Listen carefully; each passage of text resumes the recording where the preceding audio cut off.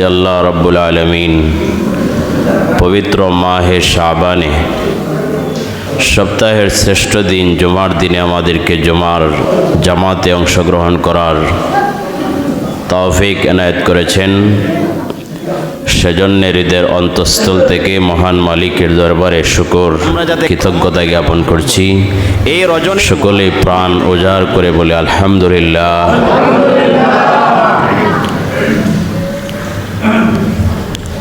আমরা অত্যন্ত দামি একটা মাসে অবস্থান করছি। এই মাস আসলে নবীজি দোয়া করতেন যে আল্লাহ আমাদেরকে রজব এবং শাবানে বরকত দিন এবং আমাদের হায়াত বৃদ্ধি করে রমজান পর্যন্ত পৌঁছে দিন। এই মাস অত্যন্ত দামি একটি মাস এবং এই মাসে একটি রাত আছে যেটাকে হাদিসের বিভিন্ন গ্রন্থে এসেছে লাইলাতুল নিসফি মিন শাবান। আমাদের ভাষায় সেটি হচ্ছে শবে বরাত। আমাদের ভাষায় শবে বরাত। শবে বরাত আমাদের সামনে আসন্ন। এই যে দিনগুলা রাত্রিগুলা আল্লাহ রাব্বুল আলামিন দিয়েছেন মুসলিম উম্মাহকে, যদি আমরা কদর না করতে পারি আমাদেরই লস। ঠিক কিনা বলেন? কাদের লস? আল্লাহ দিয়েছেন একটা বোনাস অফার, কিন্তু সেটা যদি আমি আপনি অর্জন না করতে পারি, কার সমস্যা? আমাদের সমস্যা। তো শবে বরাত সামনে আসতেছে। শবে বরাত এটি ফার্সি এবং আরবির সমন্বয়ে একটি শব্দ। ফার্সিতে সব মানে রাত, সব মানে রাত, আর আরবিতে বারাত মানে মুক্তি। বারাত মানে মুক্তি, আর সব ফার্সিতে রাতকে বলা হয় সব। তে দুটার সমন্বয়ে গঠিত শবে বরাত মানে মুক্তির রাত। কিসের রাত? জোরে বলেন, কিসের রাত? মুক্তির রজনী। অনেকে এটাকে বলে ভাগ্য রজনী। সব ফার্সি শব্দ, যদি বারাত না হয়ে বরাত বাংলাতে বলি তাহলে হবে ভাগ্য রজনী। তবে শবে বরাত ভাগ্য রজনী নয়, মুক্তির রজনী। কিসের রজনী? হিসাবে শবে বরাত না, শবে বারাত মানে মুক্তির রজনী। শবে বরাত এটা এই মাস যখন আসে শাবান মাস বা শবে বরাত যখন গণিয়ে আসে, এক শ্রেণীর মানুষ তারা বিভিন্ন অনুষ্ঠানে, সভা, সেমিনারে, টিভিতে বলতে থাকে শবে বরাত বলতে কিচ্ছু নাই। কি নাই? শবে বরাত বলতে কিচ্ছু নাই। কারণ শবে বরাত শব্দটাই কোরআন হাদিসে কোথাও নাই। কোরআন হাদিসে হুবহু শব্দ না থাকলে কি বাস্তবে বিষয়টাই নেই? মানুষকে তারা বোঝায় শবে বরাত কোরআনেও নাই, হাদিসও এই নামে কিচ্ছু নাই। তো কোরআন এবং হাদিসে তো নামাজও নাই। কি নাই? আছে নামাজ? নামাজের কথা আছে? আরে কোরআন হাদিসের নামাজ শব্দ আছে? নামাজ শব্দ কোরআন হাদিসের কোথাও নাই। তাহলে কি বলা যাবে যে 5 ওয়াক্ত নামাজ পড়েন, নামাজ তো কোরআনেও নাই, হাদিসও নাই? বলার সুযোগ আছে? সামনে আসবে রোজা। যদি কোনো ব্যক্তি বলে যে রোজা কোরআনেও নাই, হাদিসও নাই, আসলেই রোজা শব্দ নাই। কি নাই? রোজা শব্দ কোরআনেও নাই, হাদিসও নাই। শবে বরাত কোরআনেও নাই, হাদিসও নাই। এরপরে শবে কদর, রমাদানের 27শে রজনী শবে কদর, এটিও কোরআনে নাই, মানে হুবহু নামটা নাই। তাহলে এটা বলার সুযোগ আছে যেহেতু শব্দটা আমরা যে শব্দ ইউজ করি নামাজ, যে শব্দ ইউজ করি এই রোজা, এটা যেহেতু কোরআনেও নাই হাদিসেও নাই, এর মানে নামাজও নাই রোজাও নাই। বাস্তবতা এরকম। আমরা যেটাকে বলি নামাজ, সচরাচর আমরা কি বলি? নামাজই তো বলি। তো নামাজ কোরআনেও নাই হাদিসেও নাই, কিন্তু শব্দ আসছে নামাজের ব্যাপারে সলাত। কি আসছে? সলাত। আকিমুস সলাত, তোমরা নামাজ কায়েম করো, সালাত কায়েম করো। সালাত মানেই নামাজ কায়েম করো। রোজা কোরআনেও নাই হাদিসেও নাই।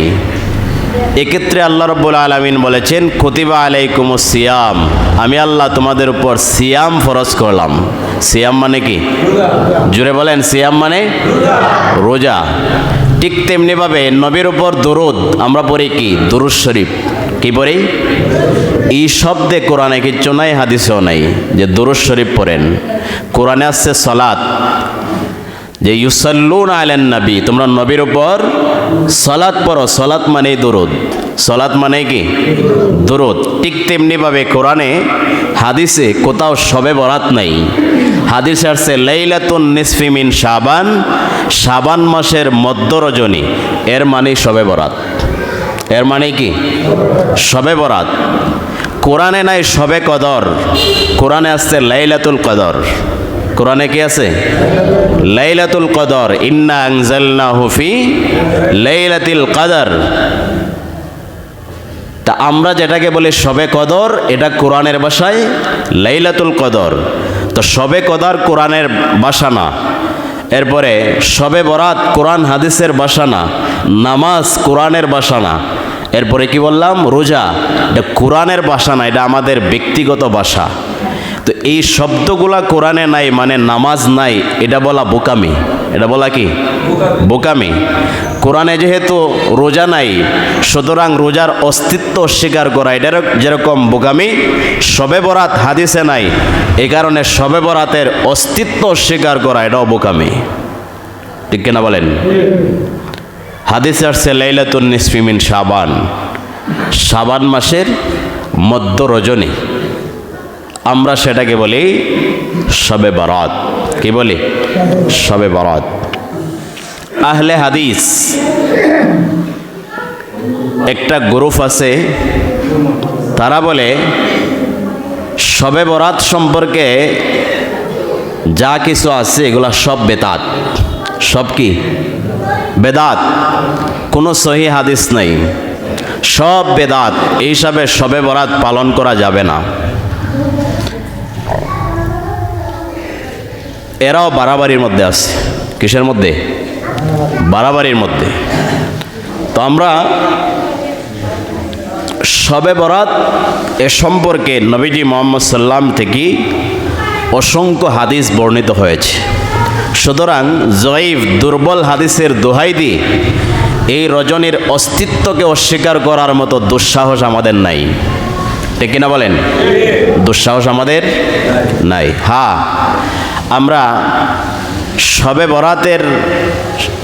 শবে বরাতকে নিয়ে আমাদের সমাজে, আমাদের দেশে অনেক বাড়াবাড়ি আছে। কি আছে? বাড়াবাড়ি আছে, বেদাত আছে, রসুম আছে। এই রসুমগুলার বিরোধিতা করব। বেদাত যেগুলো আছে, শিরিক যেগুলো আছে শবে বরাতকে কেন্দ্র করে, এর বিরুদ্ধে আমরা কথা বলবো। কিন্তু এই রসুম বেদাতের বিরোধিতা করতে গিয়ে শবে বরাতের অস্তিত্বের বিরোধিতা করা, এটা কখনো সঠিক নয়। ঠিক কিনা বলেন? শবে বরাত সম্পর্কে নবীজি মুহাম্মদ সাল্লাম থেকে অনেক হাদিস বর্ণিত হয়েছে। হযরত মুআজ ইবনে জাবাল রাদিয়াল্লাহু তাআলা আনহু তিনি বলেন, নবীজি মুহাম্মদ সাল্লাল্লাহু, সবাই বলেন সাল্লাল্লাহু সাল্লাম বলেছেন, ইয়াত্তালিউল্লাহু ইলা খালকিহি ফি লাইলাতিন নিসফি মিন শাবান, নিশ্চয়ই আল্লাহ পাক রব্বুল আলামিন শাবানের মধ্য রজনীতে, শাবানের মধ্য রজনীতে মানে শবে বরাতে। কোন দিনে? একটু আওয়াজ দেন আমার সাথে। কোন দিনে? শবে বরাতে আল্লাহ তাআলা বান্দাদের প্রতি বিশেষ নজর দেন। সুবহানাল্লাহ বলবেন না? শবে বরাতে আল্লাহ রাব্বুল আলামিন আল্লাহ তাআলা বান্দাদের প্রতি বিশেষ নজর দেন। বিশেষ নজর দিয়ে ফায়াগফিরু লিজামি খালকি, আল্লাহ পাক রব্বুল আলামিন ফায়াগফিরু লিজামি খালকি, তার সৃষ্টিজীবের সবাইকে এই রাত্রিতে মাফ করে দেন। কি করে দেন? মাফ করে দেন। ইল্লা লিমিশরিকিন আও মুশাহিন, তবে যারা আল্লাহর সাথে শিরিকে লিপ্ত এবং যারা একজন আরেকজনের প্রতি হিংসা বিদ্বেষ অন্তরে লালন করে, এই দুই শ্রেণীর মানুষ যারা আল্লাহ সমস্ত মাখলুককে মাফ করে দেন। কি পাইলাম হাদিসে? শবে বরাতের রজনীতে আল্লাহ রাব্বুল আলামিন বান্দাদের প্রতি বিশেষ রহমতের নজর দেন। কোন দিনে? জোরে বলেন, কোন দিনে? শবে বরাতে। ফায়াগফিরু লিজামি খালকি, আল্লাহ তার সমস্ত সৃষ্টিজীবকে মাফ করে দেন। ইল্লা লিমুশরিকিন, তবে যারা আল্লাহর সাথে শিরিকে লিপ্ত তারা ছাড়া। আও মুশাহিন, অথবা যারা একজন আরেকজনের প্রতি হিংসা বিদ্বেষ লালন করে, তাদেরকে আল্লাহ মাফ করেন না। এছাড়া সবাইকে আল্লাহ মাফ করে দেন। 2 নম্বর হাদিস হযরতে আবু বকর সিদ্দিক রাদিয়াল্লাহু তাআলা আনহু থেকে বর্ণিত। তিনি বলেন, নবীজি মুহাম্মদ সাল্লাল্লাহু আলাইহি ওয়াসাল্লাম বলেছেন, ইয়ানজিলুল্লাহু ইলাস সামাঈদ দুনিয়া লাইলাতিন নিসফি মিন শাবান, শবে বরাতে আল্লাহ রাব্বুল আলামিন প্রথম আকাশে অবতরণ করেন। কোন আকাশে? জুড়ে বলেন, কোন আকাশে? প্রথম আকাশে অবতরণ করেন। অবতরণ করার পরে ফায়াগফিরু লিকুল্লি শাই, সমস্ত মানুষকে আল্লাহ মাফ করে দেন। সুবহানাল্লাহর আস্তে বলেন। শবে বরাতে আল্লাহ রাব্বুল আলামিন প্রথম আকাশে অবতরণ করেন। করার পরে সমস্ত মানুষকে আল্লাহ রাব্বুল আলামিন মাফ করে দেন। ইল্লা লিরাজুলিন মুশরিক, তবে যারা আল্লাহর সাথে শিরিক করে তাদেরকে মাফ করেন না। আও রাজুলিন ফি কলবিহি শুহনা, অথবা যে ব্যক্তির অন্তরে হিংসা লালন করে তাকেও আল্লাহ মাফ করেন না। তো কি পাইলাম? শবে বরাতের রজনীতে আল্লাহ রাব্বুল আলামিন অসংখ্য মানুষকে সবাইকে মাফ করে দেন, তবে যারা আল্লাহর সাথে শিরিক করে তাদেরকে আল্লাহ শবে বরাতের রজনীতেও মাফ করেন না। যারা হিংসা বিদ্বেষ লালন করে, একজন আরেকজনের প্রতি বিদ্বেষ লালন করে অন্তরে, শবে বরাতের রজনীতে হিংসুকরা মাফ পাবে না। হিংসুকরা কি পাবে না? মাফ পাবে না। এভাবে অসংখ্য হাদিসের বক্তব্য এটাই যে আল্লাহ শবে বরাতে অসংখ্য মানুষকে মাফ করে দেন, তবে যারা আল্লাহর সাথে শিরিক করে তারা মাফ পাবে না, এবং যারা হিংসা করে তারাও মাফ পাবে না। হিংসা, শিরিক আমরা জানি এটা মারাত্মক অপরাধ। আল্লাহ রাব্বুল আলামিন শিরিক কখনো মাফ করেন না। কি করেন না? শিরকের গুনাহ কখনো মাফ করেন না। তবে হিংসা যেটা, এটা আমাদের কাছে ফানিবাদ। এটা আমাদের কাছে কি? ফানিবাদ। এক ভাই আরেক ভাইয়ের সাথে হিংসা, এক ভাই আরেক ভাইয়ের সাথে বিদ্বেষ, এটা আছে না নাই? ঠিক করে এটা তো আমরা জানি শিরিক সবচেয়ে বড় অপরাধ, ঠিক কিনা বলেন? সবচেয়ে বড় অপরাধ আল্লাহর সাথে শিরিক করা। তবে হিংসা এটা আছে না নাই আমাদের সমাজে? আমাদের মধ্যে আছে। এক ভাই আরেক ভাইকে দেখতে পারে না, এক ভাই আরেক ভাইয়ের উন্নতি দেখতে পারে না, এগুলো আছে না নাই? এটাকেই হিংসা বলে। আমার পাশের একজন ব্যক্তি, সে উন্নত হচ্ছে দুনিয়াবি লাইনে, আখেরাতের লাইনে, তো আমার ভিতরে যদি জ্বলন তৈরি হয়, এটাকে কি বলে? জোরে বলেন, এটাকে কি বলে? জোরে বলেন, কি বলে এটাকে? হিংসা বলে। এটা মারাত্মক। আল্লাহ পবিত্র কোরআনে শিখাচ্ছেন, দোয়া করো যে আল্লাহ, আমি সমস্ত হিংসুকের হিংসা থেকে আপনার কাছে ফানা চাই। হিংসা থেকে কি চাই? ফানা চাই। তো এই যে হিংসা, এটা মারাত্মক অপরাধ, এবং হিংসা যাদের ভিতরে আছে, হিংসার আগুনে অপরকে জ্বালানোর আগে হিংসুক নিজেই জ্বলে। হিংসুক কি করে? নিজেই জ্বলে। হিংসা কীরকম আমাদের ভিতরে? এটা একটা ঘটনা। আল্লাহ তাআলা একজন ফেরেশতাকে পাঠাইছেন সমাজের একজন হিংসুকের কাছে, যে তোমার যে ভাই, তুমি যদি আল্লাহর কাছে দোয়া করো যে তোমার ভাইকে আল্লাহ রাব্বুল আলামিন দুনিয়ার সমৃদ্ধি দান করুক, তাহলে আল্লাহ রাব্বুল আলামিন তোমার ভাইকে দিবেন একটা উন্নতি, তোমাকে দেবেন দুইটা। কয়টা? তোমার ভাইয়ের জন্যে তুমি যদি দোয়া করো, তার কল্যাণ কামনা করো, তুমি যা চাইবে তোমার ভাইয়ের জন্যে তাকে একটা আল্লাহ রাব্বুল আলামিন সাথে সাথে দিয়ে দিবেন, আর বিনিময়ে তুমি পাবে দুইটা। কয়টা? ওই ব্যক্তির সাথে ঘটনাচক্রে তার কি আছে? হিংসা বিদ্বেষ হয়েছে। সে বলে যে না, আমি তার জন্যে দোয়া করব না।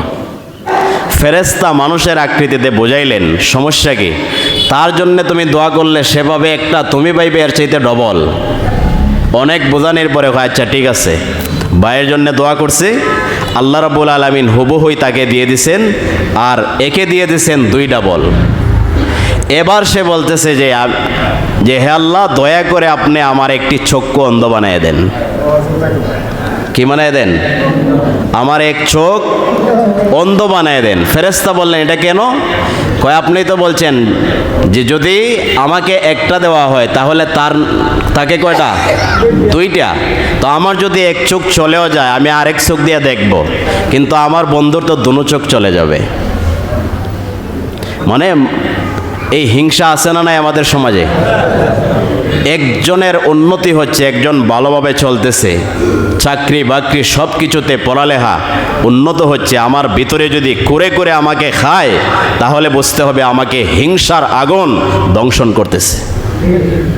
বলেন এই রোগ আছে না নাই? জোরে বলেন আছে না নাই? এই যে শবে বরাতের রজনীতে আল্লাহ রাব্বুল আলামিন সমস্ত মাখলুককে মাফ করে দিবেন, তবে যাদের অন্তরে হিংসা আছে আল্লাহ রাব্বুল আলামিনের হাবিব বলেন শবে বরাতের রজনীতেও তাকে মাফ করা হবে না। তো বলেন হিংসাটা সামান্য অপরাধ না অনেক বড় অপরাধ? এগুলো রাখা যাবে? আল্লাহর নবী মুহাম্মদ সাল্লাম সাহাবায়ে কেরামকে উদ্দেশ্য করে কথা বলছেন, হঠাৎ বলছেন সাহাবীরা শোনো, এই মুহূর্তে মসজিদে এক ব্যক্তি আসবে, বলছেন আগে বলছেন তোমরা কি কোনো জান্নাতি ব্যক্তিকে দেখে তোমাদের চক্ষু শীতল করতে চাও?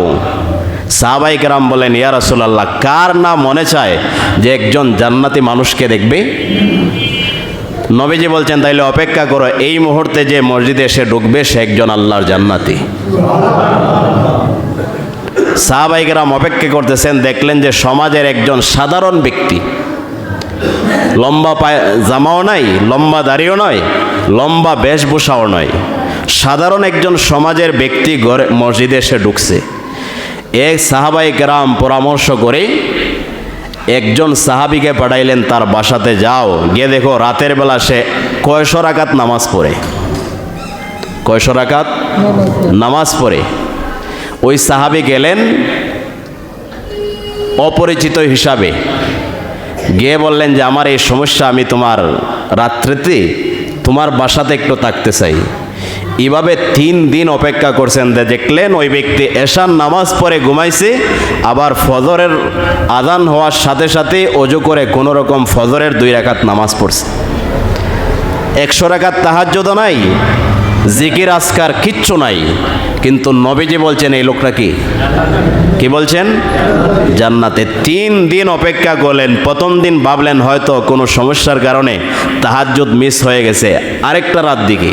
এইভাবে 3 দিন থাকার পরে দেখেন যে হুবহু একই আমল, এসা পরে ঘুমান, লম্বা ঘুম দেন, ফজরের জামাতে আবার অংশগ্রহণ করেন, এক্সট্রা কোনো আমল নাই। তিনি অবাক হয়ে জিজ্ঞাসা করলেন, তাহলে বলো তো, আমি কোনো গরিব না, অসহায় না, আমি এসেছি তোমাকে যাচাই করার জন্যে, তোমার ক্ষেত্রে আল্লাহ নবী মুহাম্মদ সাল্লাম বড় মজলিসে ঘোষণা দিয়েছেন তুমি একজন জান্নাতি ব্যক্তি, অথচ 3 রাত চলে গেল 1 রাকাত 2 রাকাত তাহাজ্জুদও নেই, এটা কিভাবে সম্ভব? ওই সাহাবী চোখের পানি ছেড়ে দিয়ে বলেন যে আল্লাহর রাসূল সাল্লাল্লাহু আলাইহি ওয়াসাল্লাম আমার ব্যাপারে যে বলেছেন আমি তো জানি না, আমার তেমন কোনো আমল নাই, তাহাজ্জুদ নাই, কিচ্ছু নাই, তবে আমি প্রত্যেক দিন রাতের বেলা এশারের সময় এশার নামাজ পড়ে যখন ঘুমিয়ে যাই আমি আমার সমস্ত মুসলিম ভাইদেরকে মাফ করে দিয়ে ঘুমাই, কোনো ভাইয়ের বিরুদ্ধে আমার ভিতরে হিংসা লালন করি না। সাহাবী বলেন এটাই এই কারণে আল্লাহ রাব্বুল আলামিন তোমাকে জান্নাতি বলে ঘোষণা দিয়েছেন। কিন্তু আমাদের অবস্থা কি? হিংসা আছে? রাখা যাবে? হিংসা দূর করতে হবে। কারো উন্নতি দেখে যদি গায়ে লাগে, এখানে মেডিসিন আছে, চিকিৎসা আছে, আপনি দোয়া করবেন যে আল্লাহ তার চাইতে তার মতো বা তার চাইতে আমারও দিয়ে দেন। তার ক্ষতি করা, তার উন্নতি দেখে নিজের ভিতরে জ্বলন তৈরি হওয়া, এটা মারাত্মক অপরাধ। কিন্তু তারটা দেখে যদি বলে যে আল্লাহ আপনি আমার ভাইকে দিয়েছেন আমাকেও দিয়ে দেন, তাহলে কি হবে না? গুনাহ হবে না। হযরত আয়েশা সিদ্দিকা রাদিয়াল্লাহু তাআলা আনহা থেকে বর্ণিত, তিনি বলেন ফাকাততু রাসূলুল্লাহ সাল্লাল্লাহু আলাইহি ওয়াসাল্লাম, এক রাত্রিতে আমি মুহাম্মদ সাল্লামকে হারিয়ে ফেললাম। মুহাম্মদ সাল্লামকে হারিয়ে ফেললাম। আমি খুঁজতে খুঁজতে, লম্বা ঘটনা, শেষ পর্যন্ত আমি গেলাম জান্নাতুল বাকিতে, মদিনার কবরস্থান জান্নাতুল বাকিতে আমি গেলাম। যাওয়ার পরে দেখি নবীজি মুহাম্মদ সাল্লাম কবরবাসী যারা আছে তাদের জন্যে কান্নাকাটি করে দোয়া করতেছেন। নবীজি মুহাম্মদ সাল্লাম বললেন ইন্নাল্লাহ আজ্জা ওয়াজাল, নিশ্চয়ই আল্লাহ তাআলা ইয়ানজিলু লাইলাতান নিসফি মিন শাবান, শবে বরাতে প্রথম আকাশে অবতরণ করেন। ফায়াগফিরু লিআকসারা মিন আদাদি শারি গানামি কলবিন, বনি কলব গোত্রের যে ছাগল আছে এই ছাগলের পশমের চাইতে বেশি মানুষকে আল্লাহ এই রাত্রিতে মাফ করে দেন। বনি কলব এটা আরবের একটি গোত্র, এরা প্রসিদ্ধ ছিল বেশি ছাগল ফালতো। কি ফালতো? ছাগল বেশি ফালতো। এই কারণে নবীজি বলেন আজকে যে রাত্রিতে আমি না ঘুমিয়ে গোরস্থানে চলে আসছি, কেন জানো? আজকের রাত্রিটা হইতেছে লাইলাতুন নিসফি মিন শাবান বা শবে বরাত। এই রাত্রিতে আল্লাহ রাব্বুল আলামিন বনি কলবের ছাগলের পশমের চাইতে বেশি মানুষকে মাফ করে দিবেন। এই রাত আমাদের সামনে আসন্ন, ঠিক কিনা বলেন? তো প্রস্তুতির দরকার আছে না নাই? এরপরে আতা ইবনে ইয়াসার তিনি বলেন মা মিন লাইলাতিন বাদা লাইলাতিল কদরি আফদালা মিন লাইলাতিন নিসফি মিন শাবান। শবে কদর এটা কখন হয়? রমজানের 27 রজনী। এই রাত্রিতে আল্লাহ কোরআন নাজিল করছেন। আতা ইবনে ইয়াসার বলেন লাইলাতুল কদরের পরে সবচেয়ে উত্তম রজনী হচ্ছে শবে বরাত। প্রথমে মর্যাদার দিক থেকে লাইলাতুল কদর রমজানের 27 রজনী, এর পরের সম্মানিত মর্যাদাপূর্ণ রাত্রি হচ্ছে শবে বরাত। তিনি আরো বলেছেন ফিহা ইউক্তাবু কুল্লু মাউলুদিন মিন বানি আদম ফি হাদিহি সানা, আগামী 1 বছরে যত সন্তান ভূমিষ্ঠ হবে শবে বরাতে আল্লাহ রাব্বুল আলামিন এটা লিপিবদ্ধ করেন। সুবহানাল্লাহ বলবেন না? আগামী 1 বছর যত সন্তান, মানব সন্তান পৃথিবীতে আগমন করবে তাদের লিস্টটি আল্লাহ রাব্বুল আলামিন শবে বরাতের রজনীতে লিখেন।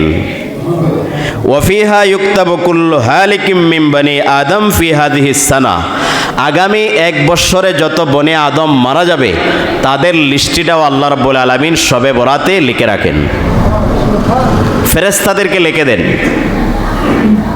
এরপরে ওয়াফিহা তুরফাউ আমালুহুম, বিগত 1 বছরের সমস্ত আমল আপনি আমি যা কামাইছি শবে বরাতের রজনীতে আল্লাহর কাছে জমা দেওয়া হয়। সুবহানাল্লাহ সবাই বলেন, আরো জোরে বলেন। আমরা 1 বছরে যত ইবাদত করছি এগুলা এই শবে বরাতে আল্লাহর কাছে বাৎসরিক রিপোর্ট আল্লাহর কাছে পৌঁছে দেওয়া হবে।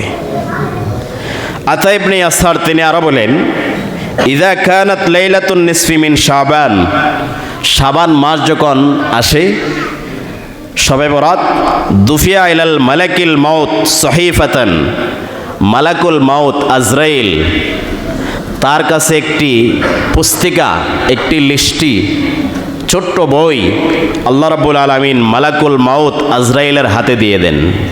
কোন তারিখে? সবাই বলেন। শবে বরাতে একটি রেসালা, পুস্তিকা, লিস্টি আল্লাহ রাব্বুল আলামিন মালাকুল মাউতের হাতে দিয়ে দেন। ফায়ুকালু, এটার ভিতরে অসংখ্য মানুষের নাম থাকে। এই পুস্তিকার ভিতরে অসংখ্য মানুষের নাম লিপিবদ্ধ থাকে, অর্থাৎ আগামী 1 বৎসরে, আগামী শবে বরাতের আগে যত মানুষ মারা যাবে তাদের প্রত্যেকের নাম আল্লাহ রাব্বুল আলামিন কার হাতে দেন? আজরাইলের হাতে দিয়ে বলেন, ইকবিদ মিন হাযাহিস সহিফা, যে এই সহিফা থেকে যত লিস্টি আছে এদের জান তুমি কবজ করতে থাকো। ফাইনাল আবদাল ইফরাশুল ফিরাশ, তিনি আশ্চর্য হয়ে আতা ইবনে ইয়াসার বলেন, মানুষের নাম যারা মারা যাবে এদের লিস্টি কিন্তু হয়ে গেছে, অথচ তারা উত্তম বিছানার খোঁজে ব্যস্ত। কিভাবে আরামের বিছানায় ঘুমাইবে এই বিছানা সাজাইতে ব্যস্ত। ওয়ায়াঙ্কিহুল আজওয়াজ, এবং অনেক বিবাহের উপযুক্ত ব্যক্তিরা বিবাহ করার জন্যে প্রস্তুতি নিচ্ছে, অথচ তার নাম কেন লিস্টিতে? মৃত্যুর লিস্টিতে লিপিবদ্ধ হয়ে গেছে। এরপরে তিনি আরো বলেন, ওয়াবনিল বুনিয়ান, এবং কিছু মানুষ প্রাসাদ, বিল্ডিং এগুলা বানানোতে ব্যস্ত, অথচ তার নামটা কোথায়? তার নাম কোথায়? কুল্লু মরিম মুসাব্বিহুন ফি আহলি ওয়াল মাউতু আদনা মিন শিরাকিন আলি। আবু বকর সিদ্দিক ঘুম থেকে উঠে এটা বলতেন যে প্রত্যেকটা মানুষ হাজারো পরিকল্পনা, হাজারো প্ল্যান নিয়ে ঘুম থেকে জাগ্রত হয়, এই করবে এই করবে, অথচ ওয়াল মাউতু আদনা মিন শিরাকিন আলি, মৃত্যুটা তার জুতার ফিতার চাইতে আরো কাছে। ঠিক না বলেন? আমরা কি পরিকল্পনা নিয়ে ঘুম থেকে উঠি না? আমাদের সবার মস্তকে, মন মেজাজে পরিকল্পনা আছে, আগামীকাল এটা করব, আগামী 1 সপ্তাহ এই কাজ করব, আগামী বছর এই করব, জীবনের একটা প্ল্যান সবারই আছে। আবু বকর সিদ্দিক বলেন, অথচ ওয়াল মাউতু আদনা মিন শিরাকিন আলি, মৃত্যুটা তার জুতার স্যান্ডেলের ফিতার চাইতে আরো কাছে। ঠিক না বলেন? তো আতা ইবনে ইয়াসার বলেন, ওই রাত্রিতে শবে বরাতে তার নাম লিপিবদ্ধ হয়ে গেছে। সে উত্তম বিছানার সন্ধানে ব্যস্ত, বিবাহ করতে ব্যস্ত, সে প্রাসাদ নির্মাণে ব্যস্ত, অথচ তার নামটা মৃত্যুর খাতায় লিপিবদ্ধ হয়ে গেছে। ঠিক কিনা বলেন? এরপরে তিনি ওয়া ইন্না ইসমাহু কাদ নুসিখা ফিল মাউতা, অথচ তার নামটা মৃত্যুর খাতায় লিখে দেওয়া হয়েছে। এই যে কাজগুলা করা হয় কখন? শবে বরাতে। কোন রাত্রিতে? শবে বরাতে। ইমাম শাফি রাহিমাহুল্লাহ বলেছেন, বালাগানা আন্না দুআ ইস্তাজাবু ফি খামসি লায়াল। ইমাম শাফি রাহিমাহুল্লাহ লিখেছেন, আমাদের কাছে পৌঁছেছে যে 5টি রাত্রিতে আল্লাহ রাব্বুল আলামিন তার বান্দাদেরকে মাফ করে দেন। কয়টি রাত্রি? 5টি রজনীতে আল্লাহ বান্দাদেরকে মাফ করে দেন। 1 নম্বর লাইলাতুল জুমা, জুমার রাত্রিতে, বৃহস্পতিবার সন্ধ্যা থেকে নিয়ে যেটাকে বলা হয় জুমারাত, ওই তারিখে, ওই রাত্রিতে আল্লাহ রাব্বুল আলামিন বান্দাদের দোয়া কবুল করেন। কি করেন? দোয়া কবুল করেন। এরপরে 2 নম্বর, 3 নম্বর ওয়াল ঈদাইন, 2 ঈদের রাত্রিতে, 2 ঈদের রাত্রিতে আল্লাহ বান্দার দোয়া কবুল করেন, ফিরিয়ে দেন না। অথচ এই 2 ঈদের রাত্রিতে, ঈদের পরে না, ঈদের আগের রাত্রিতে, এখানে আমরা নতুন কাপড়, বিভিন্ন আয়োজন নিয়ে ব্যস্ত থাকি। মানে ঈদ মানেই নতুন কাপড়, ঠিক কিনা বলেন? অথচ তিনি বলেন 2 ঈদের রাত্রিতে আল্লাহ রাব্বুল আলামিন বান্দার কোনো দোয়া ফিরিয়ে দেন না। 4 নম্বর আউয়ালু রজব, রজব মাসের 1ম তারিখে, 1ম রজনীতে আল্লাহ বান্দাদের দোয়া ফিরিয়ে দেন না। 5 নম্বর নিসফ শাবান, শবে বরাতে যেই দোয়া করা হবে আল্লাহ দোয়া ফিরিয়ে দেবেন না।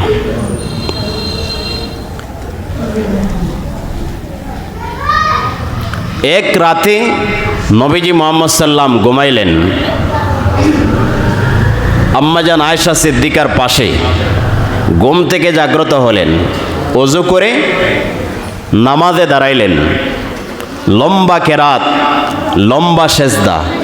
আম্মাজান আয়েশা সিদ্দিকা বলেন, আমার মনে হয় নবীজি সেজদার ভিতরে শেষ নিঃশ্বাস ত্যাগ করেছেন, এত লম্বা সেজদা। আমি ঘুম থেকে উঠলাম, উঠে নবীজির পায়ের আঙ্গুলে নাড়া দিলাম। এর মাধ্যমে নবীজির শরীরও একটু কি করলো, নড়ে চড়ে উঠলো। আমি বুঝতে পারলাম যে না, আল্লাহর রাসূল মারা যান নাই, তিনি সেজদায় আছেন। নবীজি সালাম ফিরাইলেন, ফিরে বললেন যে তুমি কি ভয় পাচ্ছ? আয়েশা সিদ্দিকা বলেন, ইয়া রাসূলুল্লাহ, আপনি এত লম্বা সময় ধরে সেজদায় পড়ে আছেন, আমার মনে হচ্ছে আপনার শেষ নিঃশ্বাস চলে গেছে। তখন নবীজি মুহাম্মদ সাল্লাম বললেন, না, এই রাত্রিটা অত্যন্ত ফজিলতপূর্ণ, এই রাত্রিটা অত্যন্ত ফজিলতপূর্ণ। ফায়াগফিরু লিল মুস্তাগফিরিন, যারা ক্ষমা চায় আল্লাহ তাদেরকে মাফ করে দেন। ওয়ারহামুল মুস্তারহিমিন, যারা আল্লাহর রহমত চায় আল্লাহ তাদেরকে রহমত দ্বারা ভরপুর করে দেন। ওয়ায়ুখিরু আহলাল হিকদি কামাহুম, তবে যারা হিংসুক তাদেরকে মাফ করা হয় না। এই যে আগের বক্তব্য, যারা হিংসুক তাদেরকে আল্লাহ ওই রাত্রিতে মাফ করেন না। নবীজি মুহাম্মদ সাল্লাম, আরও অসংখ্য হাদিস রয়েছে এই রাত্রির ফজিলত সম্পর্কে, অনেক হাদিস এসেছে। আমি আগেই বলছি, আমরা শবে বরাত ওই তারিখকে নিয়ে যেরকম আমাদের সমাজে বেদাত রসুম আছে, এগুলা বিরোধিতা করতে গিয়ে শবে বরাতের অস্তিত্বকে অস্বীকার করা, যেটা বিভিন্ন হাদিসে এসেছে, এটা পুরাটা বোকামি। পুরাটাই কি বোকামি। শবে বরাত অসংখ্য হাদিসের বক্তব্যের আলোকে এই রাতটা অত্যন্ত দামি। উলামায়ে কেরামের, আমাদের সালফে সালেহিন, তাদের বক্তব্যের মাধ্যমে, আমলের মাধ্যমে শবে বরাতের রজনী অনেক গুরুত্বপূর্ণ একটা রজনী, ক্ষমার রজনী। তবে এই রজনীতে আমরা যাতে ক্ষমা থেকে মাহরুম হই, এই রজনীর মাহাত্ম্য থেকে আমরা বঞ্চিত হই, শয়তানও বইয়া নাই, শয়তানও কি নাই, বসে নাই। সে বিভিন্ন বেদাত রসুম আমাদের সমাজে জারি করে দিচ্ছে। এই কারণে মা বোনেরা বিভিন্ন বেদাতে লিপ্ত, শবে বরাতের যে ক্ষমা, রহমত, এবাদত, এটা থেকে বঞ্চিত হয়। ঠিক কিনা বলেন? বলেন, আছে না নাই? দেখবেন শহরগুলাতে আতশবাজি, ফুটকা ফুটানো হয়। ঠিক কিনা বলেন? এটা আমাদের গ্রাম অঞ্চলে নেই, শহরে দেখবেন শবে বরাতের রাত্রিতেই আতশবাজি করা হয়, ফটকা ফুটানো হয়। এরপরে ঘর বাড়ি, মসজিদ, দোকানপাট আলাদাভাবে সজ্জিত করা হয়, লাইটিং করা হয়। এগুলা বেদাত। এগুলা কি বেদাত? এগুলা হারাম। এরপরে শবে বরাতের গুরুত্বপূর্ণ আমল হচ্ছে হালুয়া রুটি। কি রুটি? এটা মহিলাদের শবে বরাত মানে হচ্ছে হালুয়া রুটি। শবে বরাত মানে হালুয়া রুটি। মহিলাদের কাছে যাইবেন, শবে বরাত মানে হচ্ছে খাবারের আয়োজন করা, খিচুড়ির আয়োজন করা, হালুয়া রুটির ব্যবস্থা করা। সারা দিন থেকে নিয়ে উনি খিচুড়ি ফাগাইবে, হালুয়া রুটি তৈরি করবে, শেষ পর্যন্ত কাজ করতে করতে রাত্রের যে সময়ে আল্লাহ পাক মাফ করে দেন, ক্ষমা চাওয়া দরকার, এবাদত করা দরকার, এটা আর হয়ে ওঠে না। জন্য শবে বরাতের সবচেয়ে বড় বেদাত হচ্ছে হালুয়া রুটি। ঠিক না বলেন? শবে বরাতের সবচেয়ে বড় হারাম কাজ হচ্ছে হালুয়া রুটির আয়োজন করা। বক্তব্য শুনছেন, এটা বাড়িতে পৌঁছে দিবেন। শবে বরাতের সাথে হালুয়া রুটির, খিচুড়ির কোনো সম্পর্ক নাই। ঠিক না বলেন? এটা ক্ষমার রজনী, আল্লাহর কাছে মাফ চাওয়া, কান্নাকাটি করা, ইবাদত করা। মহিলাদের মধ্যে আরেকটা হাদিস আছে, হাদিসে নিসা মানে মহিলাদের হাদিস। যে শবে বরাতের রাত্রিতে গোসল করতে হবে। কি করতে হবে? এবং হাদিস বানাইছে যে শবে বরাতের রাত্রিতে যারা গোসল করবে, গোসলের প্রত্যেক ফোঁটা পানির সাথে জীবনের সমস্ত গুনাহ মাফ হয়ে যাবে। এটা হচ্ছে মহিলাদের হাদিস। কার হাদিস? বুখারীতে নাই, মুসলিমে নাই, কোনো হাদিসের গ্রন্থতে নাই, আছে মহিলাদের কাছে, যে শবে বরাতের রাত্রে গোসলের প্রত্যেক ফোঁটার পানির সাথে সমস্ত গুনাহ মাফ হয়ে যায়। বলেন বৃত্তি আছে এর? এগুলা করা যাবে না। শবে বরাতের রাত্রিতে গোসল করা এটাও বেদাত। এটাও কি বেদাত? শবে বরাতের রাত্রিতে খাবারের আয়োজন করলে সওয়াব হবে, এই ভিত্তিতে খাবারের আয়োজন করা এটিও বেদাত। এটিও বেদাত। খিচুড়ির আয়োজন করা বেদাত। মসজিদ লাইটিং করা, এরপরে ব্যবসা প্রতিষ্ঠান সাজগোজ করা, এগুলা বেদাত। ওই রাত্রি কিসের রাত্রি? ক্ষমার রাত্রি। আল্লাহর কাছে মাফ চাওয়া, কান্নাকাটি করা। বলেন শবে বরাত মানে ক্ষমার রজনী, আল্লাহর কাছে কান্নাকাটি করা, মাফ চাওয়া। এরপরে আরেকটি বেদাত হচ্ছে দল বেঁধে কবর জিয়ারতে যাওয়া। দল বেঁধে কবর জিয়ারতে যাওয়া, এটাও বেদাত। অনেক এলাকায় আছে ইমাম সাহেবরা, ইমাম সাহেব মুয়াজ্জিনকে আগেই প্রত্যেক বাড়ি থেকে হাদিয়া পৌঁছে দেওয়া হয়, নাম লিখে দেওয়া হয়, আমার বাবা অমুক গুরুস্থানে আপনাকে কবর জিয়ারত করে দিন। অনেক এলাকায় এরকম আছে। তো শবে বরাতের সাথে কবর জিয়ারতের কোনো সম্পর্ক নাই। হ্যাঁ, আপনি অন্যান্য দিন যান, ওই দিন আপনি যাইতে পারেন, কিন্তু দল বেঁধে সারিবদ্ধভাবে কবর জিয়ারতে যাওয়া, কবরে যাওয়া, এটি হারাম, এটি বেদাত। আবার অনেকে সারা বৎসর নামাজ নেই, রোজা নেই, শরীয়ত নেই, হালাল হারাম নেই, শবে বরাত আসলে রাত্রে লম্বা টুপি পরে, পাঞ্জাবি পরে, নতুন জামা পরে মসজিদের প্রথম কাতারে। এগুলাও রসুম, এগুলাও একটু কথা বলেন না, এগুলাও কি রসুম। যে চাকরি করে সেই কি পায়? বোনাস পায়। যে বোনাস পায় সেই পেনশন পায়। ঠিক কিনা বলেন?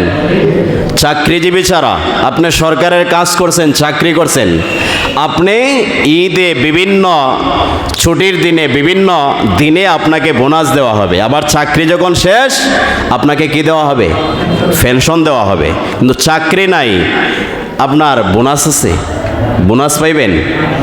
মাছ বাজারে গেছেন, মাছের বাগা 100 টাকা 150 টাকা কিনছেন, বলছেন যে আরেকটু লাগাই দেন, হয় কি হয় না? গোড়া মাছ কিনতে গেছেন বাজারে, কিনছেন 200 টাকা দেয়া, 500 টাকা দেয়া, কেনার পরে বলছেন যে ভাই আরেক কয়েকটা দেয়া দেন। এটা আমাদের স্বভাব, আমরা করি, ঠিক কিনা বলেন? তখন মাছওয়ালাও কিছু দেয়া দেয়। যদি আপনি বলেন যে আমি তোমার বাগা নেব না, আমাকে যে কিনলে যে বোনাসটা দিলেন না, এটা দেয়া দেন, দিবে না লাত্তি দিবে? শবে বরাত, লাইলাতুল বরাত, এই শবে কদর, যে যত মুক্তির রজনী আছে, এগুলো এরকমই। যারা 5 ওয়াক্ত নামাজ পড়ে সঠিকভাবে, তাদেরকে আল্লাহ বোনাস দিয়েছেন। আপনি সারা বছর নামাজ নেই, রোজা নেই, শরীয়তের ধারে নেই, তো শবে বরাতে লম্বা জামা পরে ঢুকলেন, লম্বা দোয়া করে বের হলেন, আবার ফজর, কোনো নামাজ নেই। এগুলা করা যাবে না। হ্যাঁ, যদি আপনি বল বোঝেন যে আমি বল বুঝতে পেরেছি, আমার আমলগুলা সমস্যা ছিল, আমি শবে বরাতে ঢুকলাম, কমার রজনীতে বুক ভরা আশা নিয়ে কান্নাকাটি করব যে আল্লাহ আমাকে মাফ করে দিন, এবং আজকের পর থেকে আমি কোনো হারামে লিপ্ত হব না, কোনো ফরজ নামাজ ছেড়ে দিব না, তাহলে আপনার শবে বরাত সার্থক। পারবো এইভাবে সবাই? আমরা শবে বরাত, এই যে পুরা মাসটা, এটা পুরাটা বরকতপূর্ণ। এরপরে আসছে শাবানের মধ্য রজনী শবে বরাত, এরপরে আসবে সর্বশ্রেষ্ঠ মাস রমজানুল মুবারক, যেই মাসে আল্লাহ রাব্বুল আলামিন কোরআন নাজিল করছেন। এই মাস সম্পর্কে বলেছেন, যে রমজান পেল কিন্তু গুনাহ ক্ষমা করাইতে পারলো না, সে ধ্বংস হয়ে যাক। আমরা কি ধ্বংসপ্রাপ্তদের খাতারে থাকতে চাই? এই কারণে এখন থেকে নিয়ত করি, সামনের শবে বরাতকে কাজে লাগাইব, পুরা রমজান মাস থেকে আমাদের আমলি প্র্যাকটিস নিয়ে গোটা বাকি জীবন আল্লাহর ইবাদতে কাটাইব। আল্লাহ আমাদেরকে তৌফিক দান করুন, আমিন।